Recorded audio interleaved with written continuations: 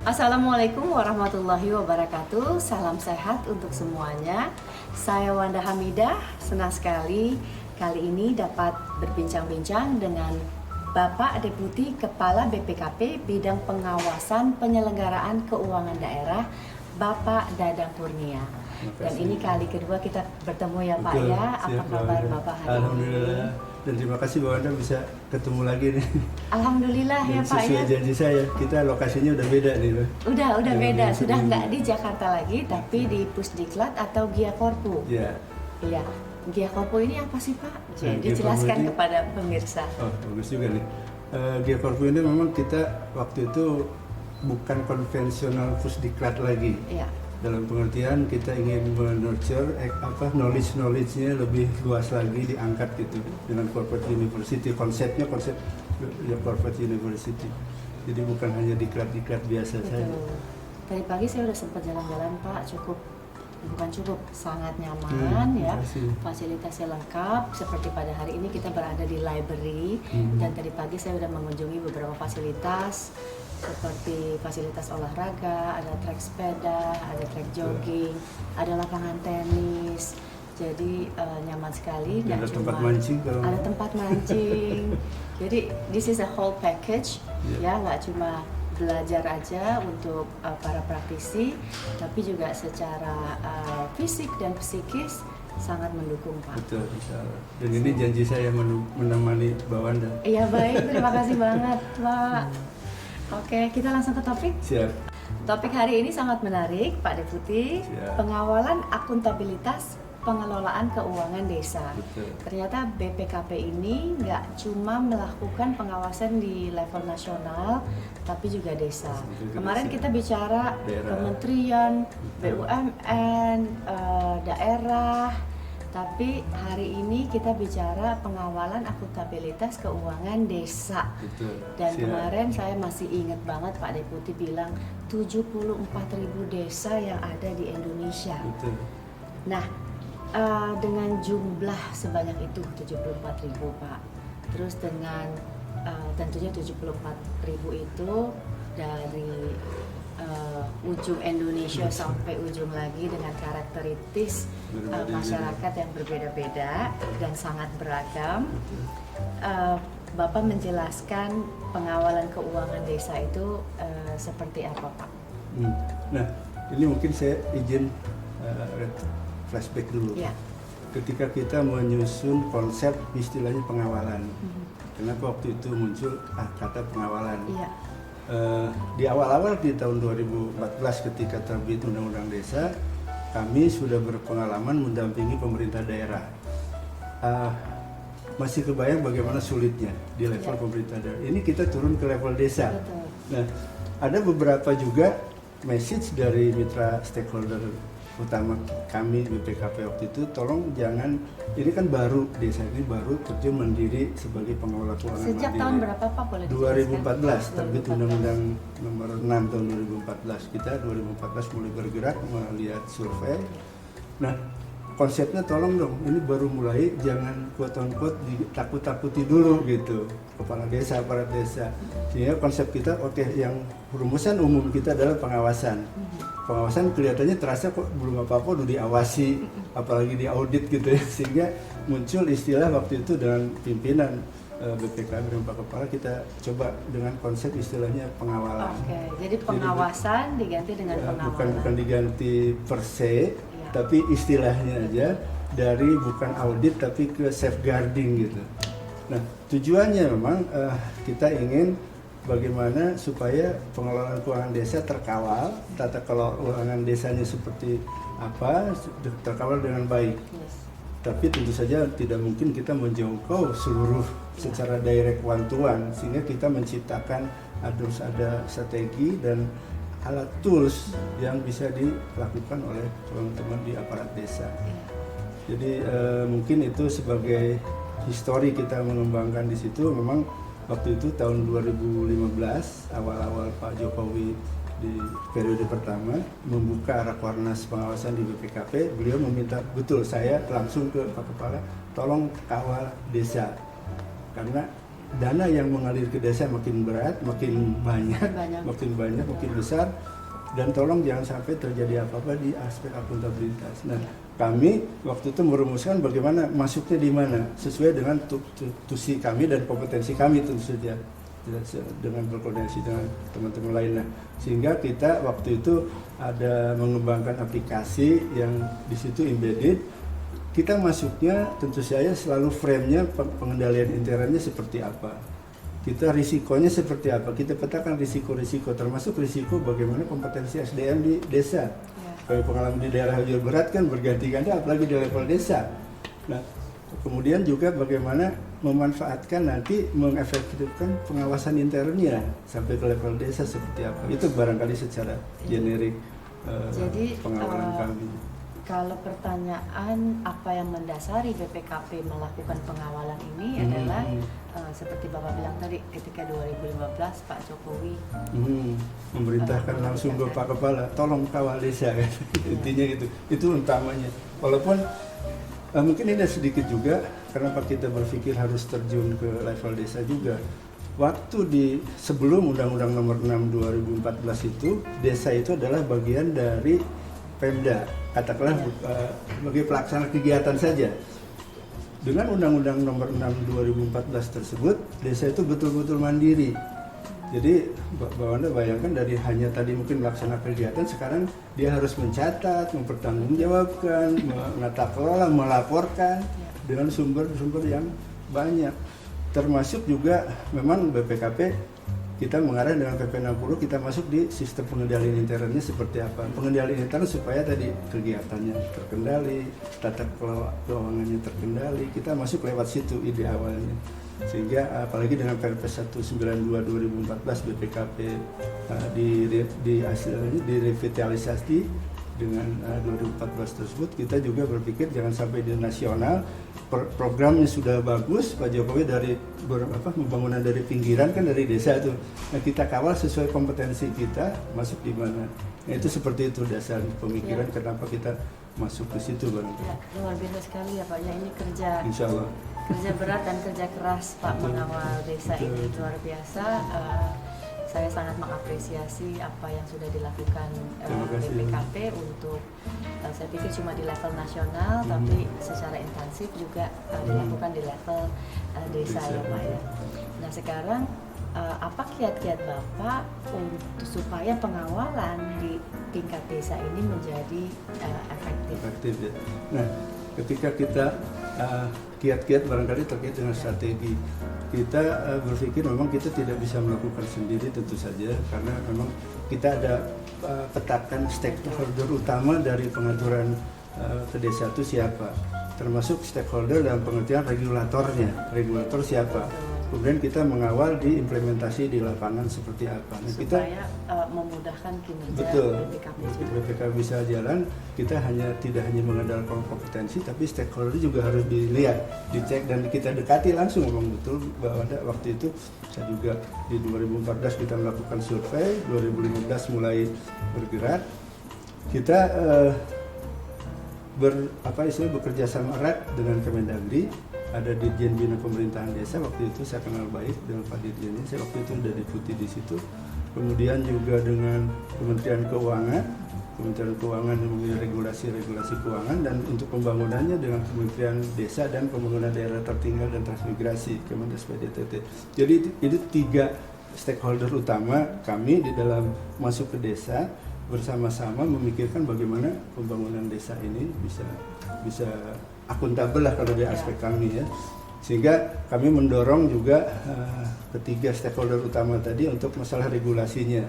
Nah di samping itu juga kami bekerja sama dengan mitra khususnya di parlemen, dengan DPR, Komisi 11 waktu itu, dan dengan KPK juga kami kerjasama supaya kita saling menguatkan. DPR kan ada fungsi pengawasan, sehingga kami kuatkan di sana juga. Termasuk sebetulnya yang kita kembangkan, nanti saya cerita mengenai aplikasi. Teman-teman di Komisi 11 waktu itu meminta BPKP tolong kembangkan aplikasi yang mudah diimplementasikan. Nah itu termasuk juga kita peningkatan SDM tentu saja. SDM bukan berarti langsung terjun ke desa juga, ampun juga kalau 74.000 kita terbatas sumber daya. Nah Sehingga kita di aspek peningkatan SDM kita bekerja sama tentu saja dengan pemerintah kabupaten kota yang ada desanya, termasuk provinsi di semua. Kami kan ada perwakilan di 34 provinsi. Nah, kita melalui itulah kekuatan kita kita kerahkan kan deployment SDM kita, dan kita juga membekali dengan produk untuk pengelolanya sendiri, namanya Siskudes, bekerja sama waktu pengembangannya dan sampai sekarang dengan Dirjen Bina Pemerintahan Desa di Kemendagri. Dan kemudian untuk penguatan APIP-nya, termasuk meningkatkan kapabilitas APIP, kita mengembangkan ada istilahnya Siswa Skudes, bekerja sama kami dengan Itjen Kementerian Dalam Negeri. Mungkin itu yang terkait dengan Bapak bisa langsung Pak Deputi bisa langsung menjelaskan kedua sistem aplikasi Siskudes dan Siswas tadi ya Pak. Betul, baik, biar kita lebih kenal lagi. Nah, dua produk ini sasarannya agak beda. Untuk Siskudes itu adalah sasarannya adalah aparat pengelola di desa, termasuk juga melalui dinas pemberdayaan masyarakat desa di kabupaten kota yang membidangi itu. Nah, mungkin sedikit cerita, dana yang dikelola oleh desa itu bukan hanya, kalau mungkin Mbak Wanda sering dengar dana desa ya, di APBN itu sampai 70 triliun tahun ini, tahun depan 72, tahun ini 72. Dan yang dikelola oleh desa itu bukan hanya dana desa yang dari APBN. Jadi in total kita coba petakan itu ada 7 sumber dana desa, sumber dana penghasilan pendapatan yang dikelola oleh desa. Jadi di samping dana desa yang dari APBN itu juga itu langsung APBN itu dana desa namanya. Jadi dana desa itu judul atau terminologinya. Kemudian dari provinsi juga ada namanya bantuan keuangan. Itu udah spesifik untuk apa di desa, itu sudah masuk di situ. Kemudian dari kabupaten kota juga ada istilahnya alokasi dana desa. Jadi beda dengan dana desa yang APBN. Ini dari kabupaten kota alokasi dana desa namanya, masuk ke desa juga. Kemudian dari kabupaten kota juga ada bagi hasil, pajak retribusi, ada juga bagi hasil ke desa. Nah, termasuk di desa pun punya pendapatan asli desa sendiri. Ya, bagaimana mengenerate pendapatan, termasuk kalau ada hibah seperti itu juga itu. Nah, kami waktu itu mengembangkan di awal bagaimana mengcapture atau membantu aparat desa untuk bisa mengelola 7 sumber tersebut. Karena kalau kita cuma ngajarin ini harus ini tidak dibuklin, berat juga, tinggalin pasti lupa gimana. Nah, kita kembangkan, teman-teman mengembangkan. Kalau dikawal tuh mesti ditungguin ya Pak ya? Nah, kalau ditungguin kan, kemudian kita kasih toolsnya dengan pengawalan dengan tools. Karena tools ini, aplikasi Siskudes ini juga kita tanamkan pengendalian internal aja di situ. Dan termasuk produknya Siskudes tersebut tadi mengelola 7 sumber pendapatan yang dikelola desa, termasuk karena laporannya masing-masing nih Mbak. Jadi Kementerian Keuangan yang dana desa minta laporan sendiri. Nanti bantuan keuangan laporan seperti apa, sehingga dengan Siskudes ini semua lengkap. Jadi, teman-teman aparat desa tinggal entry aja gitu. Nggak mesti bikin 7 kali laporan. Nah, itu tinggal klik sebetulnya. Ya cukup 1 kali ini Satu aja. kali entry, kepentingan pelaporan udah tinggal klik di situ. Nah, kami untuk Siskudes mengembangkan, ini ada lagi quote on quote varian ya. Siskudes tadi, aplikasi Siskudes adalah untuk individu-individu desa. Kabupaten itu punya kewajiban mengkompilasi laporan dari desa-desa tersebut, dan itu menjadi lampiran laporan keuangan pemerintah kabupaten kota. Nah, kami juga mengembangkan toolsnya supaya ini dari individu-individu itu dikompilasi jadi laporan Siskudes yang kompilasi kabupaten kota menjadi lampiran laporan keuangan. Nah, itu memudahkan ketika BPKJ masuk juga sudah ada laporannya seperti itu sebagai lampiran. Nah, jadi dengan ini memang Siskudes ini mulai dari aspek perencanaan kita masukkan juga di aplikasi tersebut, mulai penganggaran juga ada, penetausahaan, pertanggungjawaban sampai pelaporan. Jadi paket lengkap. Jadi teman-teman di aparat desa tidak harus mikirin lagi bagaimana bikin buku kas umum. Sudah ada di sini. Jadi sekali masuk juga udah bisa semua. Itu termasuk pembukuan dan pelaporan ke berbagai pihak tersebut. Nah, Pak Deputi tadi bicara Kudes, sekarang perbedaannya dengan siswa Nah, Kudes? siswa Kudes itu kita kembangkan berikutnya ketika Kudesnya udah settle, kita pikirkan bagaimana inspektoratnya. Inspektoratnya katakanlah ini ada penelitian dari World Bank, saya lupa. Kalau konvensional itu satu desa sekarang mungkin dikunjungi lagi itu baru 10 tahun lagi. Betul, Pak. Kan berat juga karena inspektorat juga punya beban untuk mengawasi di unit-unit kerjanya juga. Nah, sehingga kita kembangkan tools siswa Kudes ini untuk membantu aparat pengawasan internnya, APIP-nya, inspektorat lah.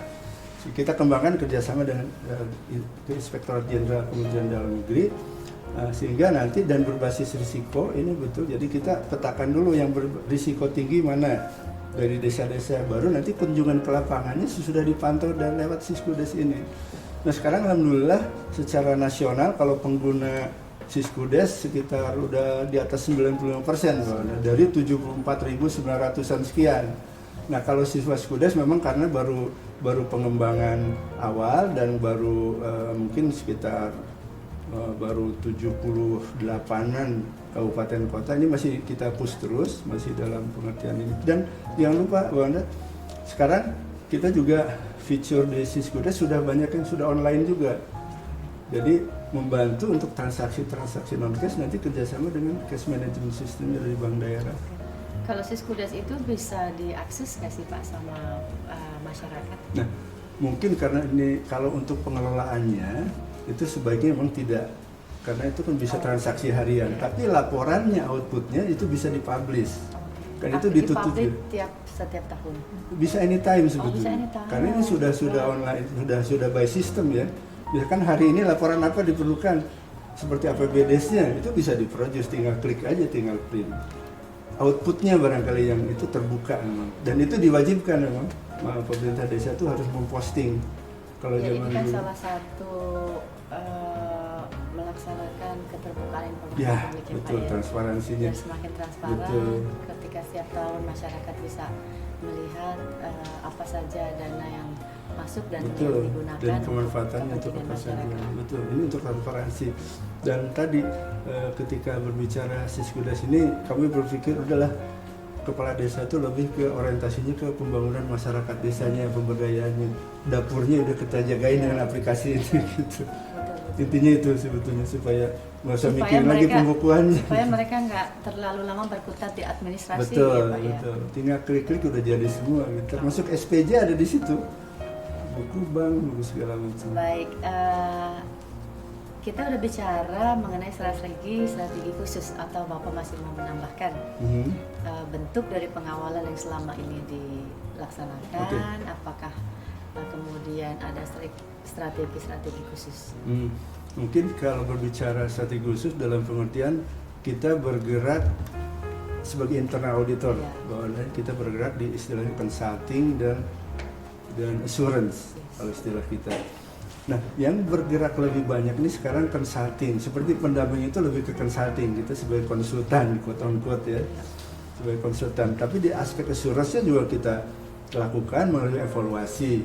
Kemarin evaluasi audit seperti itu ada juga penugasan-penugasan itu, tidak semua consulting, tapi lebih banyak penugasan memang menonjol di consulting. Dan kita bagi, kalau boleh bilang, bagi dua peran lah Pak, Bu. Peran di BPKP Pusat, peran di perwakilan. Nah, di BPKP Pusat kita tadi pengembangan aplikasinya terpusat di BPKP Pusat dalam pengertian kalau ada perubahan-perubahan regulasi, ini aplikasinya langsung diupdate sekali di pusat. Jadi tinggal menyebarkan seluruh Indonesia kalau udah updatingnya. Sampai sekarang pun Siskudes masih di-update terus. Terakhir kalau boleh menyebut sih sampai ke versi 2.03 saat ini. Kemarin terakhir kita update karena adanya COVID, kan harus ada inovasi baru nih dalam pengertian perintah harus menangani penanganan COVID. Sebelumnya kan nggak ada. Dan bagaimana pertanggungjawabannya, pencatatannya seperti apa, penatausahaan seperti apa. Siskudes kita update lagi di pusat oleh tim kami di pusat. Nah, di perwakilan strateginya tadi pendampingan ke lapangan. pendampingan pengembangan dengan dinas-dinas pemberdayaan masyarakat desa di kabupaten kota terkait. Itu mudah-mudahan jadi kita serbu semua ini. Jadi di Seperti pusat, di perwakilan, Betul. semoga efektif ya Pak. Amin amin. Yang saya rasakan memang kita melalui tadi consulting ini lebih kita tonjolkan karena tadi seperti yang kita diskusi sebelumnya lebih baik pencegahan daripada kalau kejadian kan gitu. Ingat pesan Pak Presiden dulu, pokoknya cegah dulu jangan sampai ada Kita ya Karena adanya salah, nggak BPKP tahu, gitu. sebetulnya kan pencegahan ya Pak Betul, ya. fokusnya ke situ lah. Jangan sampai terjadi hal-hal yang tidak diinginkan ya Pak. Betul, betul. Jadi tadi kita tanamkan pengendalian internnya ada melalui aplikasi ini karena di situ udah terkunci.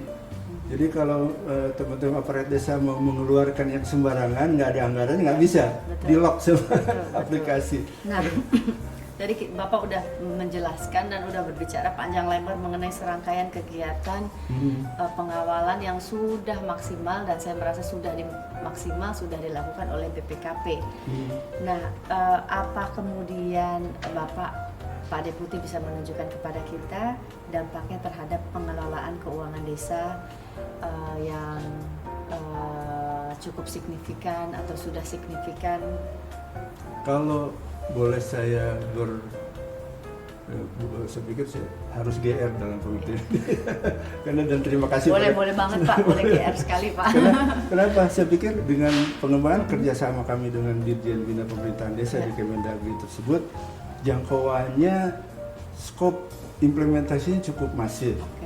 Bayangkan kalau bantuan 74.000, sekarang ini terakhir data ada desa di Indonesia ini 74.961. Dan kita sudah dijangkau oleh Siskudes ini. Itu luar biasa loh Pak, 95% Pak. 95% sekitar 70.800-an lah desa yang sudah implementasi Siskudes tersebut. Saya pikir ini sangat-sangat, kalau bagi saya ini sangat-sangat signifikan Bu, dan kami boleh berbangga dengan Kementerian Dalam Negeri. Kami juga turut berbangga Pak sebagai masyarakat. Terima kasih. Karena ini perlu didorong dan diimplementasikan. Jadi aplikasi Siskudes ini sebagai core-nya. Ya.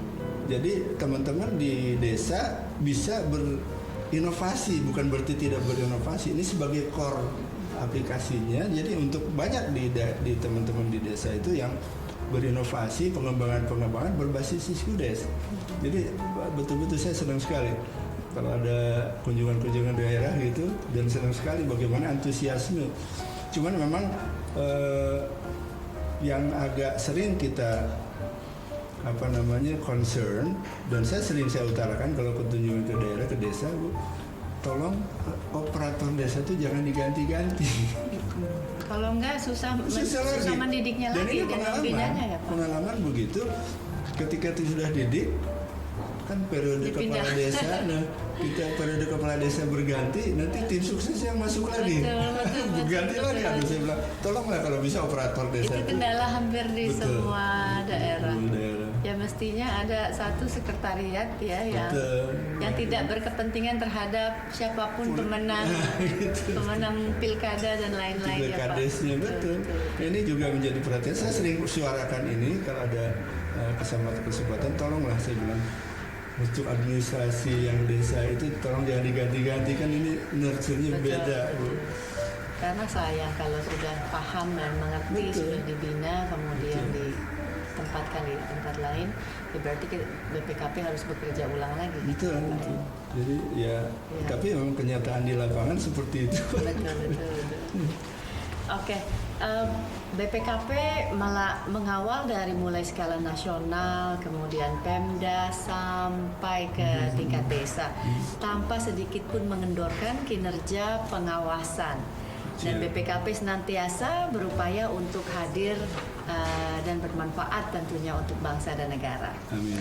Nah, meskipun perangkat desa sudah dimudahkan dengan adanya dua aplikasi tadi, ada aplikasi Siskudes, juga ada aplikasi Siswakudes, tetapi tetap tentunya Pak harus berhati-hati, para aparatur negara untuk berhati-hati dan tidak melanggar undang-undang pastinya ya Pak. Betul. Bukan artinya gini, tidak menjamin bahwa adanya Siskudes ini efektif dan efisien, tapi mereka tetap nggak boleh lengah tentunya ya Pak ya.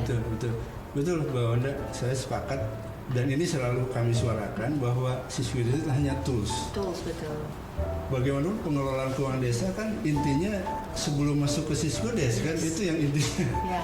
Jangan sampai itu yang di quote-unquote dimainkan seperti itu ya. Karena bagaimanapun tools ini sudah memudahkan, tapi intinya namanya sistem kan garbage in, garbage out kan. Sebagus sistem apapun kalau di luarnya kembali lagi ke orangnya. Pada sumber daya manusia yang menjalankan di wilayah desa tersebut. Ya Pak. Kalau istilahnya BPKP menyiapkan tools yang sudah dengan maksimal dan insya Allah sempurna untuk dijalankan. Betul. Tapi tentunya kembali lagi kepada niat baik. Niat baik bagaimanapun kembali ke masalah personal lagi. Betul Pak. Turn out the top-nya seperti apa? Jadi pengawalan keuangan desa ini kerja bersama ya Pak Deputi. Jadi nggak cuma BPKP tapi juga seluruh perangkat daerah yang ada dari atas sampai bawah, mungkin dari skala nasional, skala daerah, provinsi, ke bawahnya lagi kota, kabupaten, sampai kemudian desa. Jadi ini harus ditekankan adalah kerja bersama ya Pak ya. Jadi tidak bisa kita menggantungkan kepada satu pihak aja. Itu BPKP kerjanya akan jauh lebih ringan kalau perangkat desa dan daerahnya kuat dan punya political will yang bagus, punya political will dan punya goodwill yang bagus untuk menjalankan apa yang sudah tools yang sudah diberikan ini untuk dimaksimalkan gitu ya Pak ya. Dan harapannya ke depan desa mampu mengelola keuangannya secara mandiri dan akuntabel. Nah, pertanyaan penutup dari saya nih Pak untuk Pak Deputi. How do you feel working in BPKP, terutama terkait pengelolaan keuangan desa? Saya sangat I'm honored lah, karena bisa masuk sampai ke level desa. Ya. Kenapa? Karena tadi kami berpengalaman sampai mendampingi Pemda itu aja kan berat juga. Betul, Pak. Itu never ending story, ya. Apalagi kita masuk ke level desa dengan keterbatasan sumber daya yang kita tahu sekali. Dan saya mengucapkan terima kasih ke teman-teman seluruh jajaran di seluruh Indonesia lah, baik perwakilan BPKP maupun mitra kami di pemerintah kabupaten kota, provinsi kabupaten kota, termasuk dinas kecamatan juga, yang sudah kita kompak bersama-sama menjaga ini. Dan insya Allah BPKP bisa selalu hadir dan bermanfaat untuk kita semua. Harapan ke depan Pak Deputi? Nah, harapan ke depan tentu saja ini dalam pengertian selalu kita building never ending stories ya. Dalam pengertian akuntabilitas ya. Kita selalu istilahnya berinovasi. Ya. Dan terus mengupgrade, situasi kita yang lingkungan strategis kita berubah, kita harus juga agile istilahnya. Karena bagaimana tools yang dibikin pasti perkembangan manusianya juga, perkembangan budayanya, perkembangan teknologinya semakin berkembang kan juga. Ikut terus berubah, kita harus mengupdate terus. Terima kasih teman-teman yang baik di pusat, yang tim pengembang, termasuk ke implementator di lapangan di seluruh Indonesia, termasuk mitra-mitra, termasuk operator-operator nih, karena mereka sendiri yang punya yang punya titik kunci di implementasi. Oke. Baik, sekali lagi terima kasih Pak Deputi. Mungkin itu pertanyaan saya yang terakhir untuk Pak Deputi. Ada sedikit pesan nih. Ya, silakan Pak. Ada ini teman-teman, kami ada tim kreatif. Ya. Jadi selalu kalau ada hal-hal yang inovasi-inovasi, saya mengerahkan teman-teman anak muda generasi milenial di kedeputian kami. Katanya ada pantun nih Pak. Bincang di podcast bersama Mbak Wanda. Walau hujan, diskusinya jalan terus. Oh, iya, Kawal keuangan desa jangan ditunda. agar akuntabilitas desa tak terputus. Ya.